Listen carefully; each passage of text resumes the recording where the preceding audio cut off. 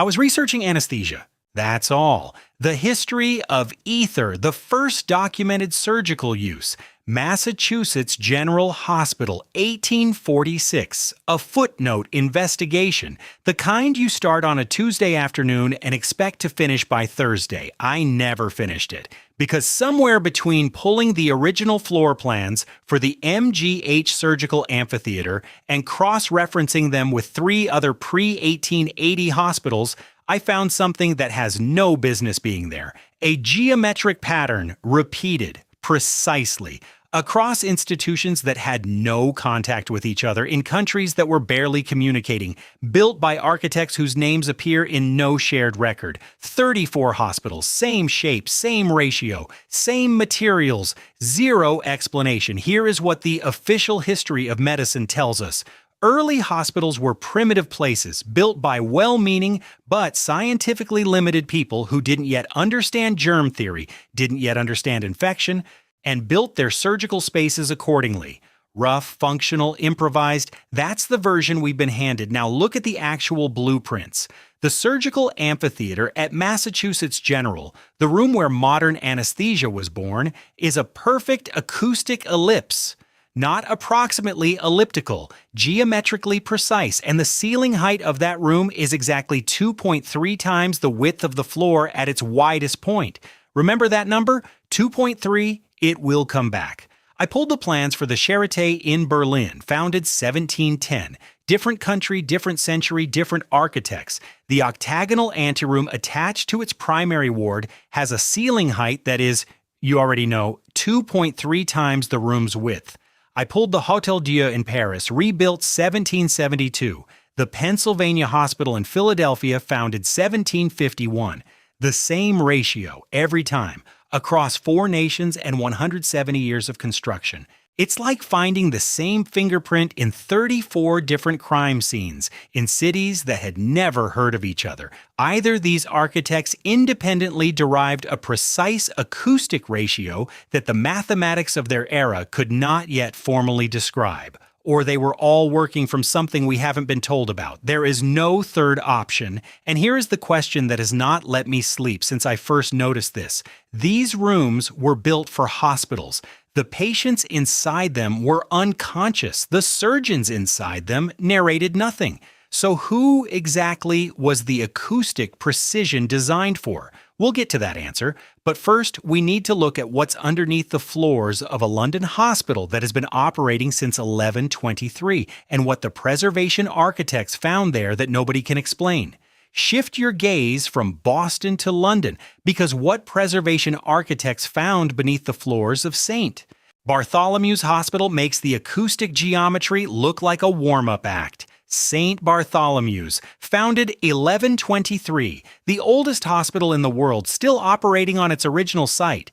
When restoration teams moved into the 1730s ward wing for structural repairs, they found something inside the subfloor that stopped the work completely. A copper pipe network, not lead, not iron, copper, running beneath the ward floor in a documented geometric pattern, branching and returning, covering the entire footprint of the room above. The preservation report filed with Historic England categorizes it as purpose unknown, possibly heating related in 1730. Let's turn on the calculator and just count. The most interesting part is just beginning. Write in the comments what city you're from, and don't forget to hit like and subscribe. The tension is rising. Who's watching us from where? Drop a like and subscribe to the channel. There's more to come. Mark yourselves in the comments. Which country are you from? Hit that like button and subscribe. The plot thickens. Let's check our geography. Right where you are right now, smash that thumbs up and subscribe. We're just warming up. Tell us, where are you watching from? Support the video with a like and hit that subscribe button. The climax is near. Share what corner of the world you're in right now. Drop a like and make sure to subscribe. Things are developing rapidly. Write your city in the chat. Slam that like and hit subscribe so you don't get lost. All the juiciest stuff is ahead. Let's get acquainted. Who's from where? Hit like and subscribe right now. The intrigue is building. Right where you're watching this episode from and reward us with a like and subscription. Emotions are off the charts. Quickly write what city you're from. Drop a fat like and subscribe to the channel. Copper in the 1730s cost approximately 4 times the price of lead by weight. Lead was the standard material for every heating and water system in Georgian England. Every hospital, every manor, every municipal building, lead was so dominant that the word quote one comes from plumbum, the Latin word for lead.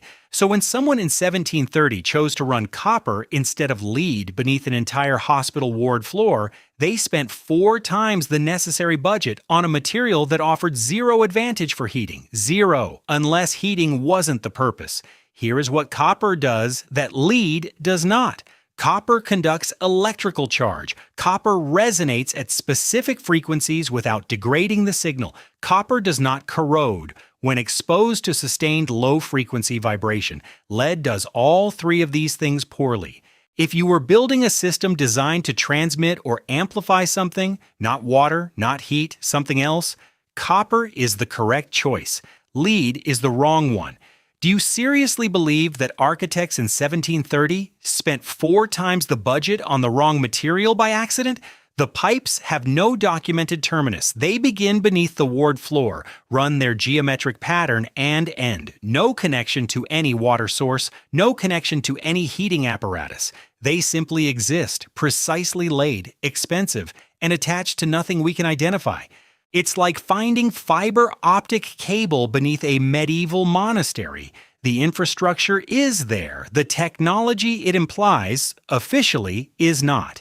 Either someone in 1730 London was building a system that served a purpose no official record acknowledges, or the most expensive mistake in Georgian hospital construction history happened to repeat itself, with identical materials in 33 other institutions across 4 countries. There is no third option. Remember this copper. Remember that it connects to nothing we can name. Because when we reach the photographs, the actual archival photographs from the 1860s, you will see what was sitting above it. And here we approach the part that made me close my laptop and walk outside for 20 minutes, because the London copper is strange. But the Berlin blueprints are something else entirely. The Charité, Berlin, 1710. One of the most prestigious medical institutions in European history, still operating today, still training physicians, still publishing research. Its original architectural plans are held in the Charité archive. Accessible, documented, real. Pull them up. Look at the ground floor. There is an octagonal anteroom attached to the primary ward. Now take the measurements from those plans and calculate the ratio of wall width to ceiling height. You get 1 to 2.3. The same ratio we found in Boston's Ether Dome, built 111 years later, on a different continent, by architects whose names appear nowhere in the Charité's construction records. 1 to 2.3, every time. I know what you're thinking right now. Parallel development, 2 separate architectural traditions arriving at the same elegant proportion independently. It happens. Gothic cathedrals across Europe share proportions without shared blueprints. Fine. Let's count. The Charité Anteroom, 1710, Prussia. The Hôtel Dieu in Paris, rebuilt 1772, same ratio. The Pennsylvania Hospital in Philadelphia, founded 1751, same ratio. The Ospedale Maggiore in Milan, with sections dating to the 15th century and reconstructed wards from the 1700s, same ratio. 34 institutions across the United States, United Kingdom, France, and Prussia, spanning 170 years of construction, all sharing a ceiling-to-width ratio that appears in no architectural treatise, no published design manual, no curriculum of any architectural school on record. Parallel development produces variation. That is what quote, _2, means. Independent minds solving the same problem arrive at similar but distinct answers. What we have here is not similarity. It is identity, repeated across nations that were sometimes actively at war with each other. It's like finding the same unpublished equation written in identical handwriting in 34 different libraries across 4 countries, by authors who never met. Either there was a coordinated, undocumented transmission of architectural knowledge operating across competing nations for nearly 2 centuries, Or these rooms were not designed by the architects whose names appear on the official plans. There is no third option.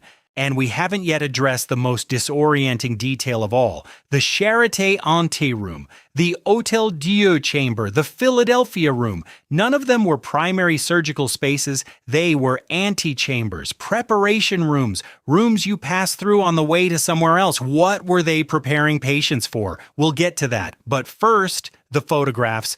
Because what the 1860s archival images actually show inside these rooms is not what any medical historian has ever tried to explain. The photographs. Let's talk about the photographs. Because everything up to this point, the ratios, the copper, the identical proportions across competing nations, could theoretically be dismissed as architectural coincidence by someone sufficiently committed to not seeing it. Proportions are abstract. Blueprints are interpretable. But photographs are not. In the 1860s and 1870s, several of these hospital rooms were captured on camera, either for institutional pride, for medical publications, or for preservation records. These images exist today in institutional archives, the Wellcome Collection in London, the National Library of Medicine in Bethesda, the Charité's own historical holdings. They are accessible. They are real. Go look at them. Here is what they do not show. They do not show operating tables, not a single one, across multiple institutions, no instrument trays, no gas lines for anesthesia, which by the 1860s was already in documented use, no surgical equipment of any kind. These are rooms officially classified as operating theaters, and they contain nothing that belongs in an operating theater. Do you seriously believe that every photographer in every institution across 2 decades happened to photograph these rooms exclusively during the intervals when all the surgical furniture had been removed? Here is what the photographs do show: metal bowls, arranged on the floor in geometric patterns, not randomly placed, not stored haphazardly, but positioned with evident intention. In several images, flat metal plates are suspended from the ceiling at specific measurable heights. In one photograph from a London institution, the bowls are arranged in a configuration that mirrors the geometric pattern of the copper pipe network running beneath the floor directly below, above the copper, aligned with it, precisely. The official categorization of these objects, in the institutions that have addressed them at all, and most have not, is acoustic demonstration equipment for medical students. We're told these were teaching tools, demonstrations of sound behavior for curious young physicians. Acoustic demonstration equipment in rooms that predate the formal medical study of acoustics by 30 years, for students who were enrolled to study disease, not resonance. It's like finding a fully assembled radio transmitter in a blacksmith's workshop in 1650 and labeling it quote, _4, the label exists to close the question, not to answer it.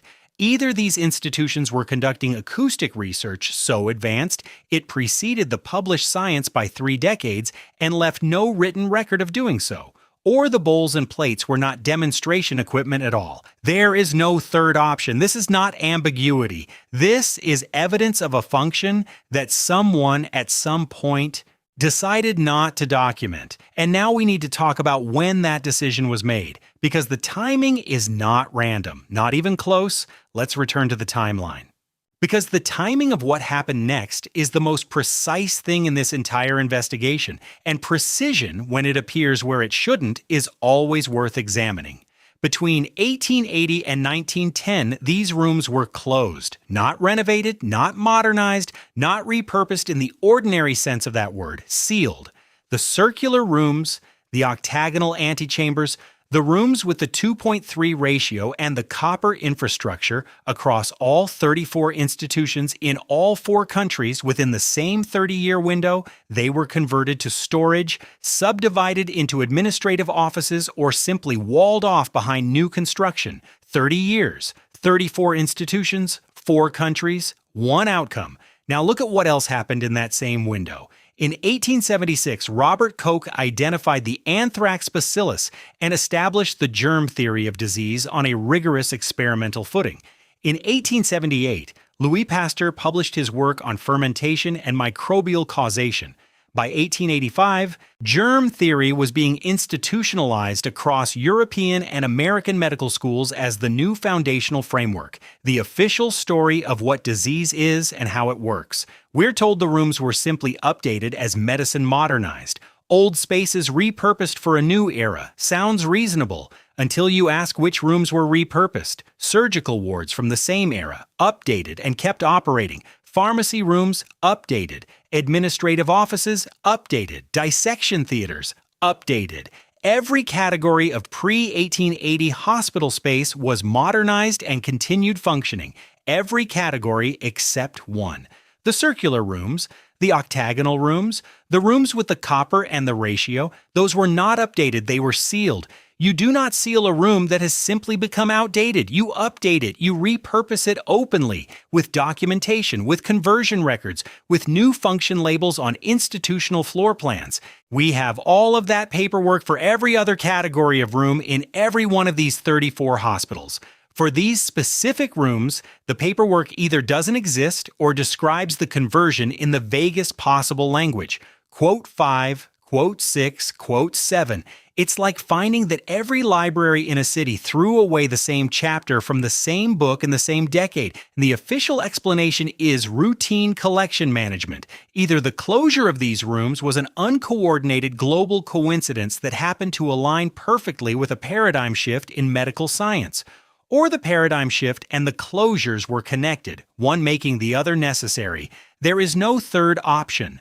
The scariest part isn't the timing. The scariest part is what the timing implies about the 2.3 ratio, and specifically about the mathematics that should have made it impossible to design these rooms at all. That's where we're going next. Focus on the ratio, just the ratio, because this is where the ground disappears from under your feet.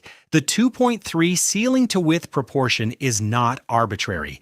In acoustic physics, a room built to this specification produces a measurable and documented phenomenon.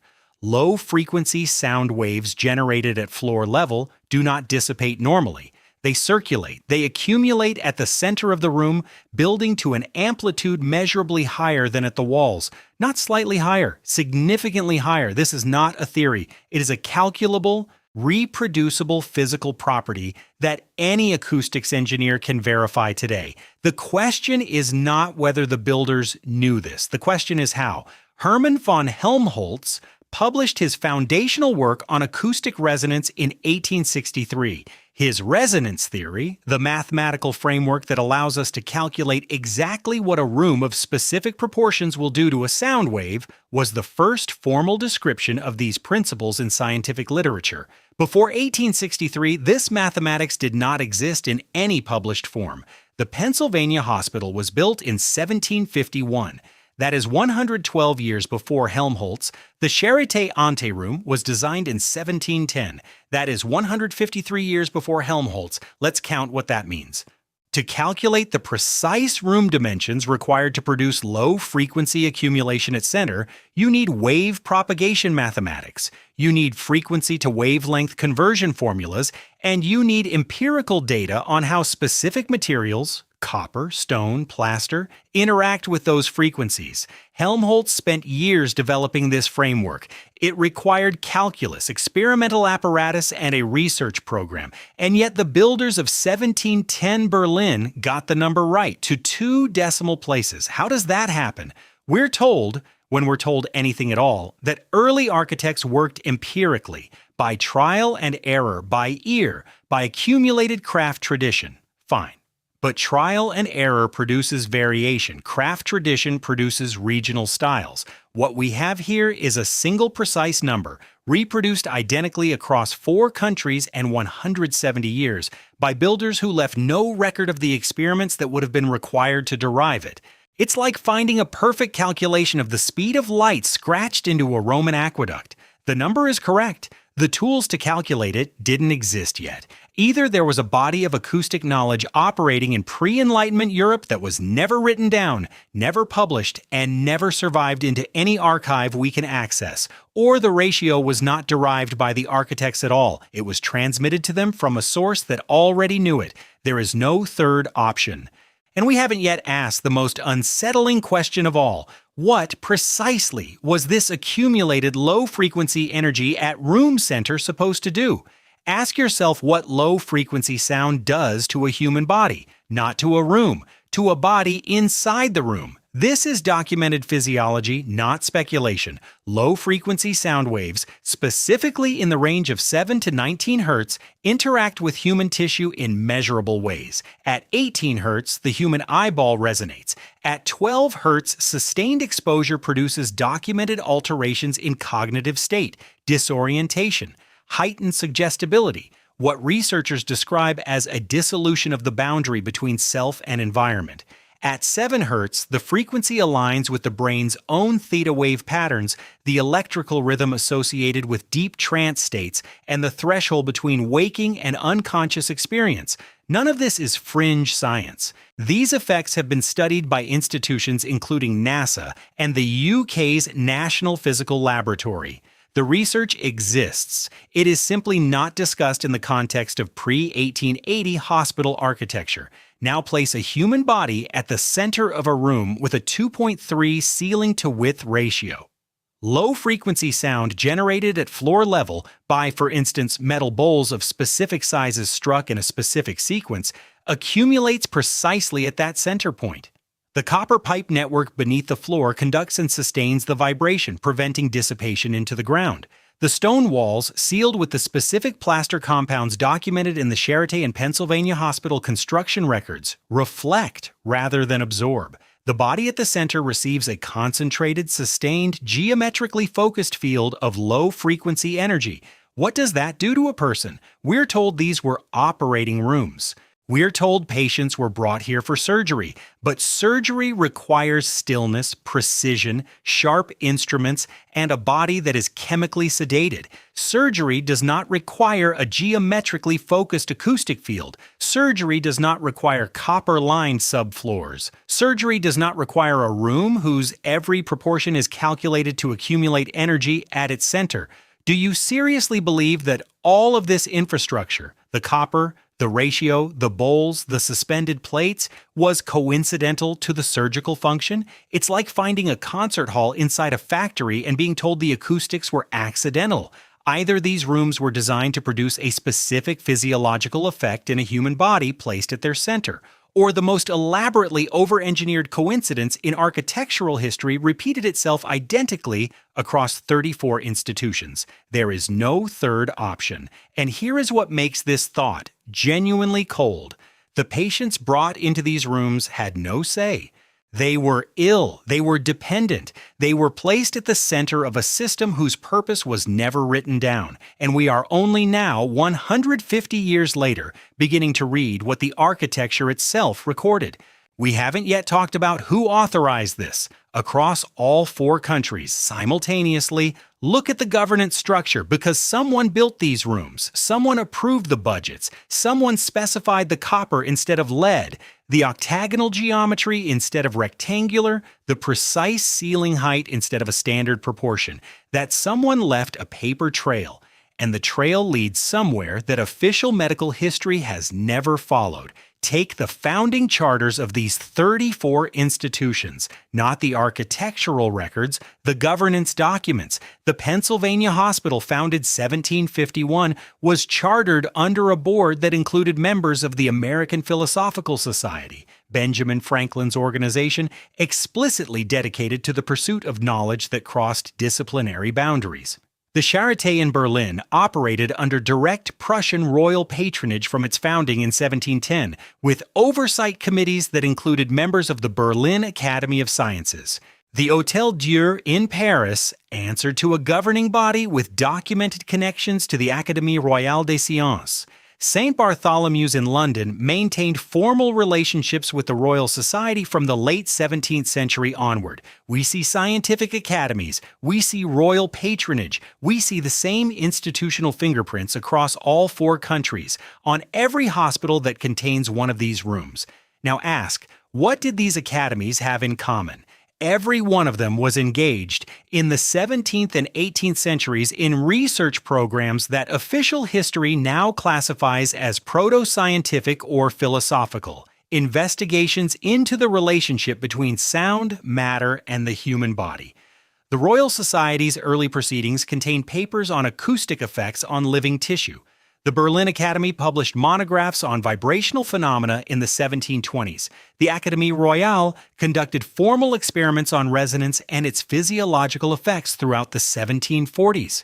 The research existed, the institutions existed, the rooms were built by people connected to those institutions. And then, between 1880 and 1910, the rooms were sealed, at precisely the moment when these same academies were reorganizing around the new framework of germ theory, rewriting their research priorities, and retiring entire categories of inquiry as unscientific. It's like watching a corporation quietly dissolve a subsidiary and shred its files the same week new management takes over.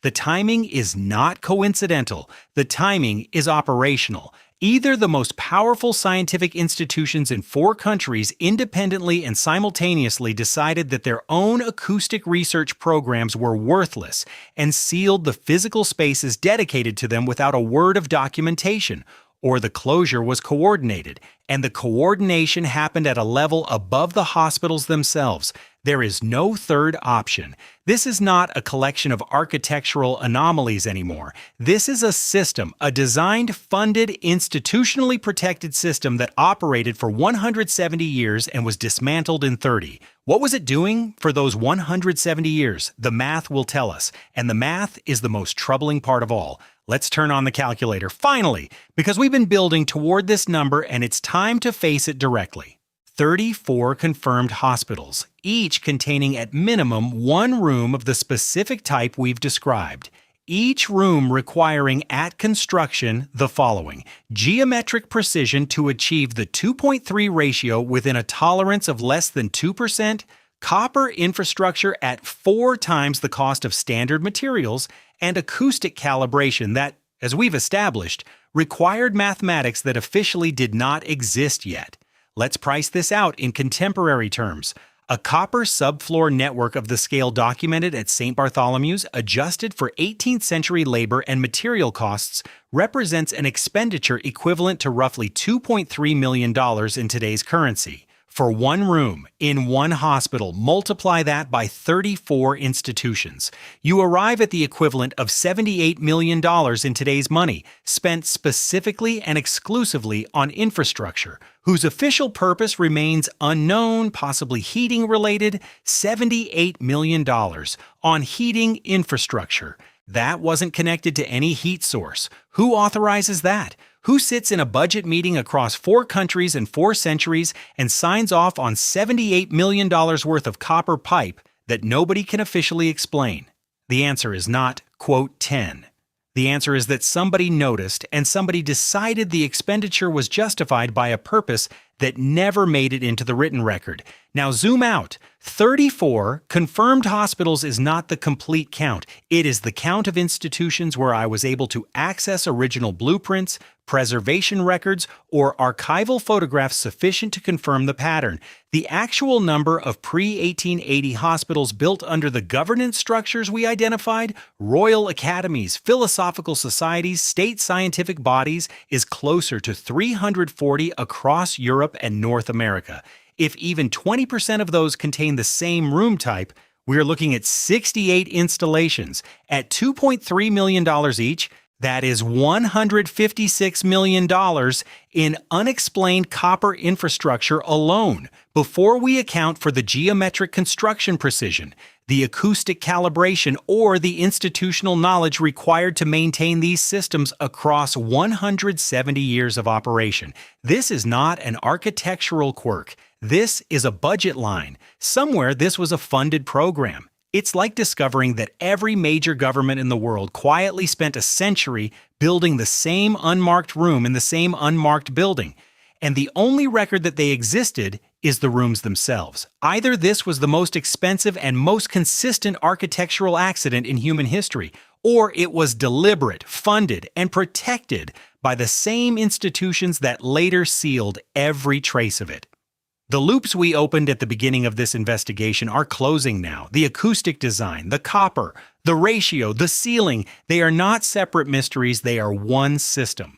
And we can now describe exactly what that system was designed to do. Shift your gaze now from the rooms themselves to what disappeared alongside them, because the sealing of these spaces between 1880 and 1910 was not the only erasure happening in that window. It was accompanied by something larger, and when you see the full picture, the cold feeling becomes something else entirely. Look at the publication record.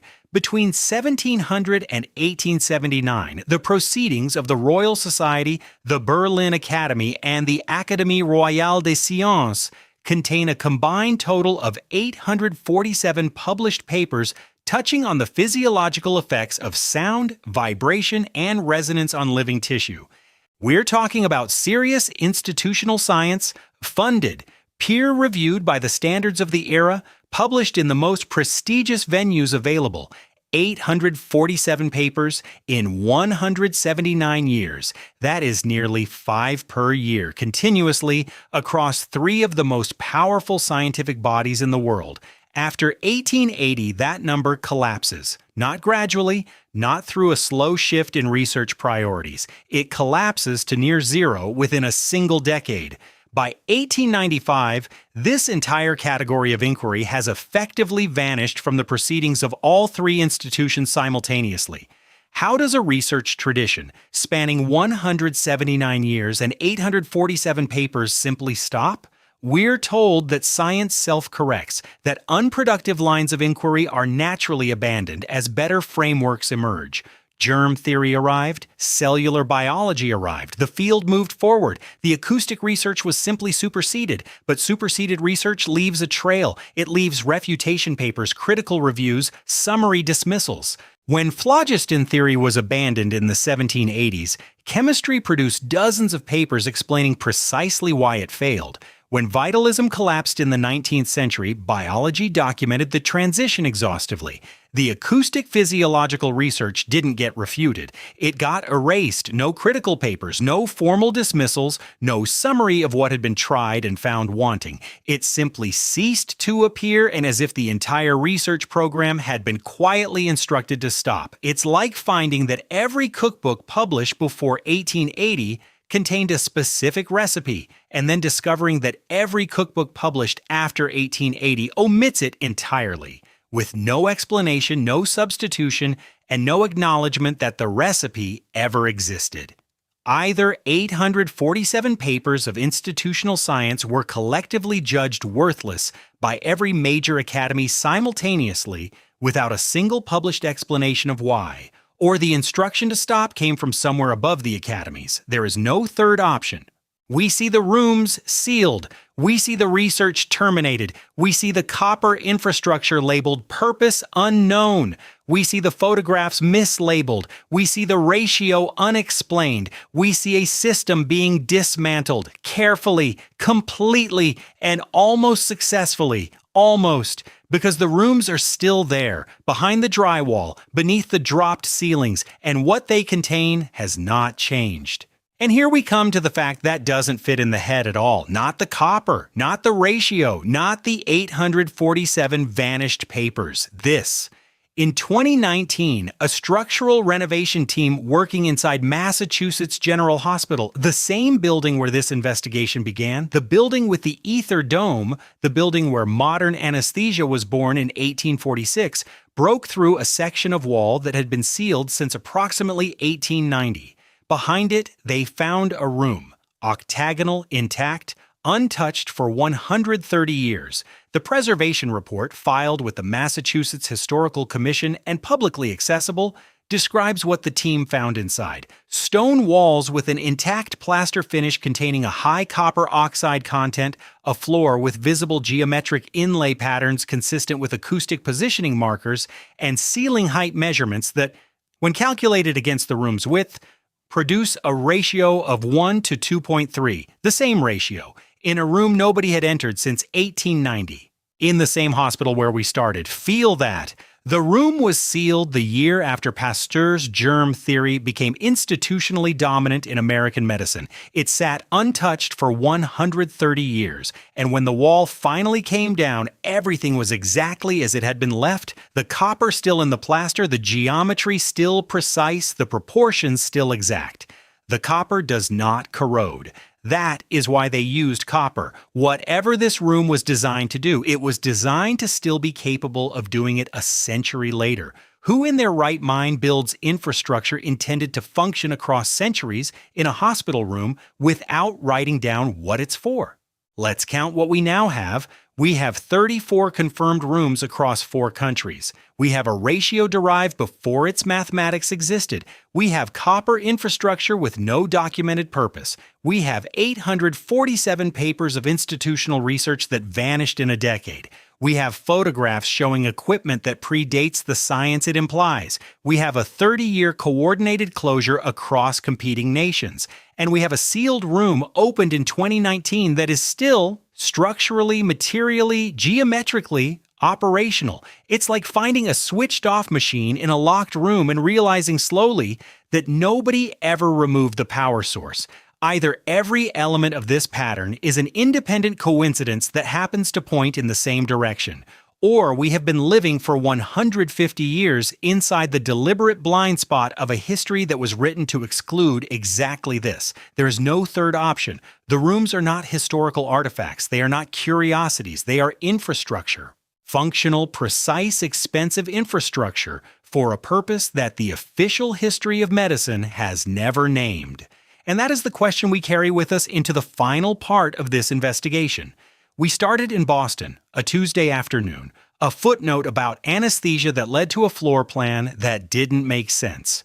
We end here, 34 rooms, 4 countries, 170 years of construction, 847 vanished papers, $78 million in unexplained copper, and 1 sealed room opened in 2019 that was still, after 130 years, exactly as it was left.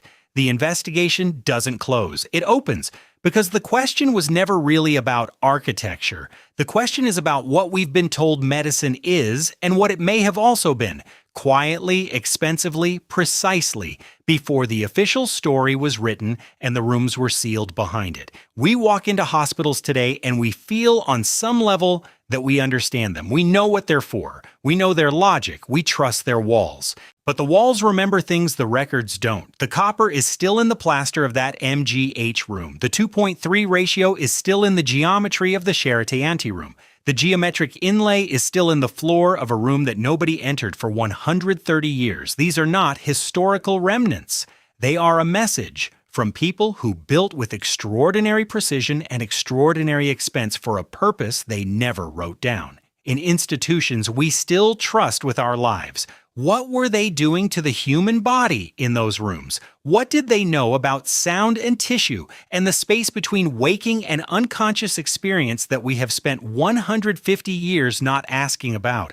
And what else was retired in those 30 years between 1880 and 1910, when the official history of medicine was being written and these rooms were being quietly, permanently closed? I don't have the final answer.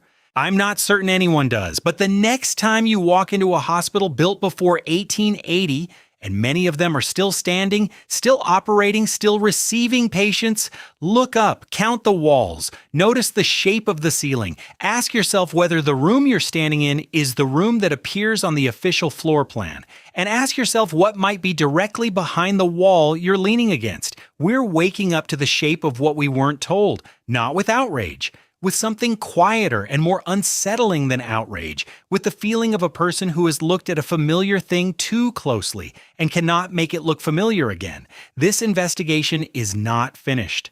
There are 33 more confirmed rooms, and at least 6 of them have never been formally documented. That work continues. If you want to follow it, you know what to do. The rooms are waiting. They've been waiting for 130 years.